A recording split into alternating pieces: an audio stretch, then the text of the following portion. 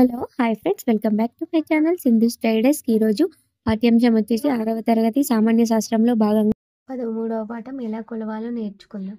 ఈ పాఠంలో ముఖ్యంగా ఇక్కడ ఒక కృత్యం ఉంటుంది, పొడవును కొలవడం అని. అయితే ఒక తరగతి గదిలోని బల్ల అంచుని ప్రతి ఒక్కరు జానల్లో కొలవండి, దాన్ని పట్టికలో నమోదు చేయండి అని ఇస్తారు. అప్పుడు ఒక్కొక్కరికి కొన్ని ఇప్పుడు శ్రేయాంష్ అనే వ్యక్తికి 9 జానలు, హార్దిక్ అనే వ్యక్తికి 11 జానలు వస్తుంది. ఇక్కడున్న బల్ల అంచు అట్లా ఎందుకు వస్తుంది?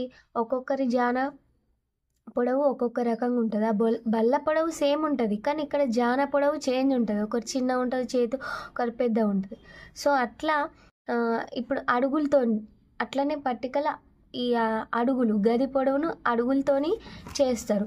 అప్పుడు ఒక్కొక్కల అడుగు పొడవు ఒక్కొక్క రకంగా ఉన్నప్పుడు అది వేరు రకంగా వస్తుంది. ఇట్లా మనం తరచుగా ఇలాంటి సాంప్రదాయిక పద్ధతులను కొలవడానికి ఉపయోగిస్తుంటాం. ఉదాహరణకు పూలదండ పొడవును కొలవడానికి మూరను, ఆట స్థలం పొడవు వెడల్పులను కొలవడానికి అంగలను ఉపయోగిస్తాం. చిర్రగోనె గిల్లిదండ ఆడేటప్పుడు మరో పద్ధతిని ఉపయోగిస్తాం. ఇక్కడ కర్ర పొడవును కొలవడానికి ప్రమాణంగా ఉపయోగిస్తాం. ఇక్కడ చూడండి, అడుగు, జాన, మూర ఇవి ఒక్కొక్కరికి ఒక్కొక్క రకంగా ఉంటాయి. పొడవుకు ప్రమాణం మీటర్, మిల్లీమీటర్, సెంటీమీటర్లను చిన్న ప్రమాణాలుగా గుర్తిస్తారు. ప్రపంచంలో అతి పొడవైన వంతెన కుషాన్ గ్రాండ్ బ్రిడ్జ్. దీని పొడవు 164.8 కిలోమీటర్. చాలా కాలం క్రితం ప్రజలు పొడవులను వారి జాన, మూర, అంగల లెక్కల్లో కొలిచేవారు. ఒకరోజు ఒక పొడవైన వ్యక్తి వస్త్రం కొనడానికి ఒక బట్టల దుకాణానికి వెళ్ళాడు. యజమానిని 3.5 మూరల పొడవైన వస్త్రం అడిగాడు. దుకాణదారు తన మూరతో 3 మూరల పొడవైన వస్త్రం కొలిచి దానికి మూరలో సుమారుగా సగం ఉండే వస్త్రాన్ని జత చేసి ఇచ్చాడు. ఆ వ్యక్తి దుకాణదారు తనను మోసం చేశాడని అనుమానం కలిగింది. అప్పుడు అతను తన మూరతో వస్త్రం పొడవును కొలిచి చూశాడు. ఆ వస్త్రం 3 మూరల కంటే తక్కువ పొడవు ఉండడం గమనించాడు. వస్త్రం 3.5 మూరల కంటే తక్కువ ఉందని చెప్పాడు. దానికి దుకాణదారు వస్త్రం పొడవును కొలవడానికి తన మూరనే ప్రమాణంగా తీసుకుంటానని బదులిచ్చాడు. వాళ్ళిద్దరి మధ్య ఎవరి మూరను కొలవడానికి ప్రమాణంగా తీసుకోవాలనే దాన్ని గురించి తీవ్రంగా వాదన జరిగింది. ఒక నిర్దిష్టమైన పొడవు గల స్కేలును తయారు చేసుకోవాలని నిర్ణయించుకున్నారు కొంతమంది తెలివైన వ్యక్తులు. ఈ స్కేలు పొడవు కంటే తక్కువ పొడవులను కొలవడానికి దాన్ని సమానమైన సూక్ష్మభాగాల్లో విభజించే విధంగా దానిపై గుర్తులు ఏర్పాటు చేసుకోవాలని సూచించారు. తర్వాత ఆ ప్రాంత ప్రజలందరూ ఆ స్కేలు పొడవుకు సమానమైన పొడవుండే లోహపు స్కేలు లేదా చెక్కతో చేసిన స్కేల్ను ఉపయోగించడం ప్రారంభించారు. ఒక ప్రాంతంలోని ప్రజలు ఆ దేశపు రాజు ముక్కు దగ్గర నుంచి అతని చేతి మధ్య వేలు వరకు ఉండే దూరాన్ని పొడవులను కొలవడానికి ప్రామాణికంగా తీసుకోవాలని నిర్ణయించారు. వాళ్ళు ఈ దూరాన్ని ఒక గజంగా పిలిచేవారు. ఈ పొడవుకు సమానమైన లోహపు స్కేలు లేదా చెక్కతో చేసిన స్కేలు అక్కడ ప్రజలు వాడేవారు. ఒక గజాన్ని ప్రమాణంగా తీసుకునేవారు. గజాన్ని 3 సమాన భాగాలుగా విభజించి ప్రతి భాగాన్ని ఒక అడుగుగా పిలిచేవారు. ఆ తర్వాత ప్రతి అడుగును 12 సమభాగాలుగా విభజించి ప్రతి భాగాన్ని ఒక అంగుళంగా పిలిచేవారు. ఈ అంగుళం పొడవును కూడా వారు ఇంకా సమాన సూక్ష్మ భాగాలుగా కూడా కంపాస్ బాక్స్లోని ఉండే కోణమానాన్ని ఉపయోగించి 180 డిగ్రీల కన్నా తక్కువ కోణాలను ప్రతి దేశానికి ఒక ప్రామాణికమైన స్కేలు ఉండేది. అయితే ఒక దేశపు స్కేలు వేరే దేశపు స్కేలుకు విభిన్నంగా ఉండటం వల్ల అది ఒక దేశం వేరొక దేశంతో చేసే వ్యాపార వాణిజ్య వ్యవహారాల్లో 2 దేశాల మధ్య గొడవలకు దారితీసేది. దీన్ని తొలగించడానికి ఫ్రాన్స్ దేశంలో ప్లాటినం, ఇరిడియం లోహాలను కలిపి చేసిన ఒక ప్రత్యేక లోహంతో చేసిన కడ్డీ పొడవును ప్రామాణికంగా తీసుకోవాలని అన్ని దేశాల వారు నిర్ణయించారు. ఈ లోహపు కడ్డీ పొడవునే మనం 1 మీటర్ అని పిలుస్తాం. ఈ మీటర్ను 100 సమభాగాలుగా విభజించారు. మీటర్ స్కేల్ అంతర్జాతీయంగా దూరాలు కొలవడానికి అంగీకరించబడిన పరికరం. ప్రతి భాగాన్ని సెంటీమీటర్ అని పిలుస్తాం. ఈ కడ్డీ పొడవులు కొలవడానికి ప్రామాణికమైన పరికరం. అదేవిధంగా ప్రతి సెంటీమీటర్ను 10 సమభాగాలుగా విభజించారు. ఒక్కొక్క భాగాన్ని మిల్లీమీటర్ అని పిలుస్తాం. ఇక్కడ 1 మీటర్ = 100 సెంటీమీటర్లు, 1 సెంటీమీటర్ = 10 మిల్లీమీటర్లు. ప్రస్తుతం మనమందరం ఈ లోహపు కడ్డీ పొడవునే ప్రపంచవ్యాప్తంగా పొడవును కొలవడానికి ప్రామాణికంగా వాడుతున్నాం. నిజమైన ఈ లోహపు కడ్డీ ప్రస్తుతం ఫ్రాన్స్ దేశంలోని మ్యూజియంలో భద్రపరిచి ఉంది. 1 అడుగు 12 అంగుళాలకు సమానం. పెద్ద దూరాలను కొలవడానికి మీటర్ అనువైన ప్రమాణం కాదు. పెద్ద దూరాలను కొలవడానికి ఒక పెద్ద ప్రమాణాన్ని మనం నిర్వచించవలసి ఉంటుంది. సాధారణంగా కిలోమీటర్ను పెద్ద పొడవులను దూరాలను కొలవడానికి ప్రమాణంగా వాడుతారు. ఒక కిలోమీటర్ మీటర్ కంటే 1000 రెట్లు పెద్దది. 1 కిలోమీటర్ ఈజ్ ఈక్వల్ టు 1000 మీటర్లు. ఎత్తులు కొలవడానికి నేల నుంచి మనిషి పొడవు వరకు ఒక గీత గీయండి. ఆ గీత నేల నుంచి ఈ గీత వరకు గోడ మీద ఉన్న దూరాన్ని ఒక స్కేల్తో కొలవండి. నెక్స్ట్ పొడవును కొలిచేటప్పుడు చేసే పొరపాట్లే ఈ తేడాకు కారణమవుతాయి. మీటర్ స్కేల్తో పొడవును ఖచ్చితంగా కొలవడం ఎలా? మనం మన కంటిని సరైన స్థానంలో ఉంచకపోతే కొలతల్లో దోషాలు వచ్చే అవకాశం ఉంటుంది. మెట్రిక్ పద్ధతిలో ద్రవ్యరాశి ప్రమాణం గ్రామ్. ఇది ఒక ఘనపు సెంటీమీటర్కు మీటర్ నీటికి సమానం. కింది పటం 9లో ఏబీసీ అని ముగ్గురు విద్యార్థులు వివిధ స్థానంలో తమ కంటిని ఉంచి చూడండి ఇట్లా స్కేల్పై కొలతను చూస్తున్నారు. వీళ్ళలో బి స్థానంలో ఉన్న విద్యార్థిని కన్ను కొలతను తీసుకోవాల్సిన బిందువు ఖచ్చితంగా పైన నిటారుగా ఉంది. స్కేల్పై కొలతను సూచించే బిందువును సూచించండి. ఇది సరి అయిన స్థానం. ఏసీ స్థానాల నుంచి చూసినప్పుడు సరైన కొలత రాదా? ఎందుకు రాదు? ఎందుకంటే వాళ్ళు కొంచెం నిటారుగా చూస్తలేరు కాబట్టి. మీటర్ స్కేల్ను ఉపయోగించడం తీసుకోవాల్సిన జాగ్రత్తలు. ఏ పొడవును కొలుస్తున్నామో దాని వెంబడి ఉండేటట్లుగా స్కేల్ను ఉంచాలి. స్కేలుపై సున్నాను సూచించే బిందువు ఖచ్చితంగా కొలవాల్సిన పొడవు మొదటి బిందువుతో కలిసేలా స్కేల్ను ఉంచాలి. మన కన్ను స్కేలుపై ఏ బిందువు నుంచి మనం కొలతను తీసుకుంటామో ఆ బిందువునకు నిటారుగా పైన ఉండాలి. స్కేలు చివరి భాగాలు విరిగిపోయి కానీ అరిగిపోయి కానీ ఉండకుండా చూసుకోవాలి. ఖచ్చితత్వం కోసం ఏ వస్తువు పొడవునైనా 2 కంటే ఎక్కువ సార్లు కొలిచి దాని సరాసరిని తీసుకోవాలి.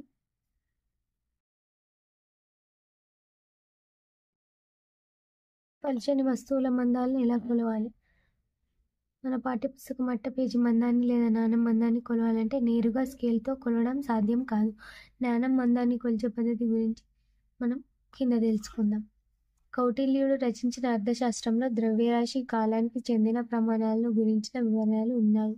1 రూపాయి నాణేలను 10 తీసుకొని వాటిని ఒకదానిపై ఒకటి ఉండేటట్లు పటం 11లో చూపిన విధంగా అమర్చండి. వాటి మందాన్ని స్కేల్తో కొలిచి ఆ విలువలను నాణాల సంఖ్యతో భాగించినట్లయితే ఒక నాణెం మందం తెలుస్తుంది. వక్రరేఖ పొడవును కొలవడం. కొలవాల్సిన వక్రరేఖ 2 చివర్ల దగ్గర గుండు సూదులను పటం 12లో చూపిన విధంగా ఇక్కడ చూడండి ఇట్లా గుండు సూదులను పెట్టాలి. 12లో చూపిన విధంగా కూర్చోండి. ఇప్పుడు దారం తీసుకొని మొదటి బిందువు ఏ దగ్గర ఉన్న గుండు సూదికి ముడివేయండి. దారాన్ని BCD బిందువుల గుండా ఈ దగ్గర ఉన్న గుండు సూది వరకు తీసుకెళ్ళండి. ఇలా చేసేటప్పుడు దారం ఎక్కువ బిగుతుగా లేదా ఎక్కువ వదులుగా ఉండకుండా జాగ్రత్తలు పడాలి. అంతేకాకుండా ప్రతి బిందువు దగ్గర దారం వక్రరేఖతో ఏకీభవించేలా చూడండి. దారం వక్రరేఖ చివరి బిందువు చేరిన తర్వాత ఆ బిందువు దగ్గర దారాన్ని తెలపండి. మొఘల్ పరిపాలనా కాలంలో భూమిని గజ బిఘాలలో కొలిచేవారు. నెక్స్ట్ వైశాల్యాన్ని కొలవడం. ఒక వస్తువుచే ఆవరించబడిన సమతలం యొక్క కొలతనే వైశాల్యం అంటారు. వైశాల్యాన్ని కొలవడానికి ప్రామాణిక కొలత ఏది? 1957 ఏప్రిల్ 1న మన దేశం మెట్రిక్ పద్ధతిని ప్రామాణిక పద్ధతిగా స్వీకరించింది. ఇక్కడ చూడండి కొలతల ప్రమాణాలు.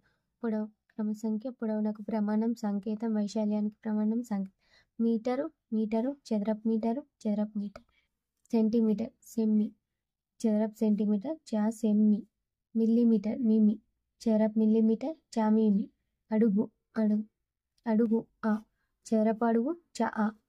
విమానాలు ఓడల వేగాన్ని నాటికల్ మైళ్ళలో కొలుస్తారు. ఒక నాట్ 1.852 km/hకు సమానం. ఒక మైలు 1.61 కిలోమీటర్లకు సమానం.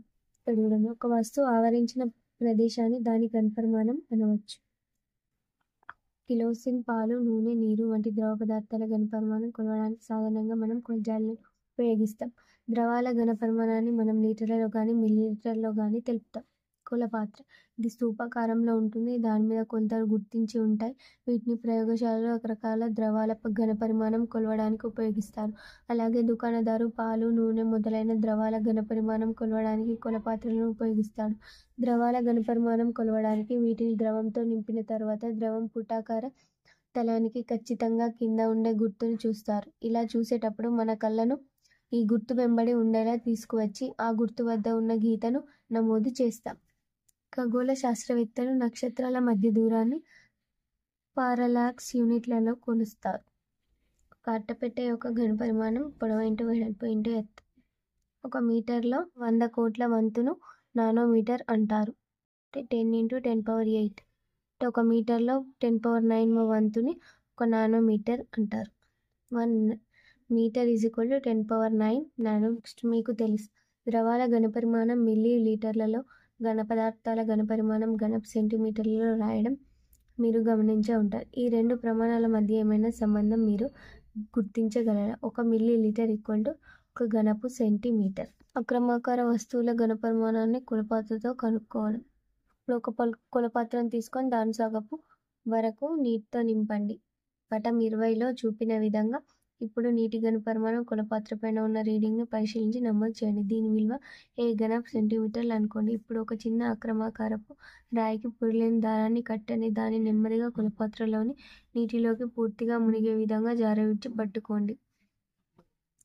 కొలపాత్రలోని నీటిలో రాయి ముంచినప్పుడు ఆ రాయి దాని ఘనపరిమాణానికి సమానమైన నీటిని తొలగించడం వల్ల పాత్రలోని నీటి మట్టం ఎత్తు పెరగడాన్ని మీరు గమనిస్తారు. ఇప్పుడు పాత్ర పైన రీడింగ్ను పరిశీలించి దానిలోని నీటి ఘనపరిమాణాన్ని నమోదు చేయండి. దీని విలువ b ఘనపు సెంటీమీటర్లు అనుకోండి. నీటి రెండవ మొదటి ఘనపరిమాణాల భేదానికి రాయి ఘనపరిమాణం సమానం అవుతుంది. రాయి ఘనపరిమాణం b - a ఘనపు సెంటీమీటర్ లేదా మిల్లీలీటర్. మనం ఏం నేర్చుకున్నాం? మన నిజ జీవితంలో కొన్ని రమారమి కొలతలకు జాన, మూర, అడుగు మొదలైన సాంప్రదాయిక ప్రమాణాలను వాడతాం. పొడవును ఖచ్చితంగా కొలవాలంటే ఒక ప్రామాణికమైన ప్రమాణం అవసరం. మీటర్ స్కేల్తో పొడవు కొలవడానికి మీటర్ అనే ప్రమాణ కొలతను, ఎక్కువ దూరాలను కొలవడానికి కిలోమీటర్ను ప్రమాణ కొలతగా ఉపయోగిస్తాం. ఒక వస్తువు ఆక్రమించిన సమతలం కొలతను వైశాల్యం అంటాం. కంప్యూటర్లు, సెల్ ఫోన్ల వంటి సాధనాలను మెమొరీని బైట్స్, కిలోబైట్స్, మెగాబైట్స్, గిగాబైట్స్, టెరాబైట్స్లలో కొలుస్తారు. సాధారణంగా మనం వైశాల్యాన్ని చదరపు మీటర్లు లేదా చదరపు సెంటీమీటర్లలో కొలుస్తాం. ఒక వస్తువు ఆవరించిన ప్రదేశాన్ని ఘనపరిమాణం అంటారు. ఘనాకార వస్తువుల ఘనపరిమాణం ఘనపు మీటర్ లేదా ఘనపు సెంటీమీటర్లలో కొలుస్తాం. ద్రవాల ఘనపరిమాణాన్ని మిల్లీ లీటర్లలో కొలుస్తాం. 1 ఘనపు centimetre equal 1 millilitre. Millilitre dash కొలవడానికి ప్రమాణం. ద్రవాలను ఎక్కువ దూరాన్ని కొలవడానికి కిలోమీటర్ను ప్రమాణంగా ఉపయోగిస్తాం. ఇక్కడ జతపరచండి. 1 litre is equal to 1000 millilitre. 1 metre is equal to 100 centimetre. 1 kilometre is equal to 1000 మీటర్లు. 1 సెంటీమీటర్ ఈజ్ ఈక్వల్ టు 10 మిల్లీమీటర్లు. 1 హెక్టార్ ఈజ్ ఈక్వల్ టు 10,000 చదరపు మీటర్లు. 1 కిలోగ్రామ్ బియ్యం ఉత్పత్తి చేయడానికి 5,000 లీటర్ల నీరు ఖర్చు అవుతుంది. బంగారం, వజ్రాల నాణ్యతను క్యారెట్లలో కొలుస్తారు. ఇంతటితో ఎలా కొలవాలో నేర్చుకున్నాం. పాఠ్యాంశం అయిపోయింది. మళ్ళీ ఇంకొక పాఠంతో రేపు కలుద్దాం. Thanks for watching this video. Please like, share, comment and subscribe to my channel.